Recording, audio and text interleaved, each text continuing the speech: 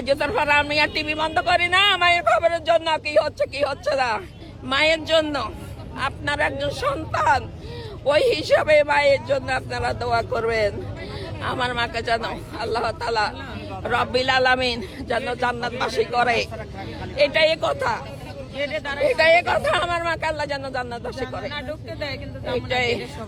কখন শুনেছেন? আমি ছয়টায় শুনি, কারণ আমি তাজ্জুদের পর আমি আর টিভি বন্ধ করি না মায়ের খবরের জন্য। কি হচ্ছে না এর মধ্যে এই খবর শুনে মেয়েরা বলছি যে চলো বাইরেই। আরো আগে ওই সময় বের হওয়ার জন্য বসেছিলাম। সাবেক কমিশনার নির্বাহী কমিটির সদস্য আমার ম্যাডাম আমাকে বানাইছিল।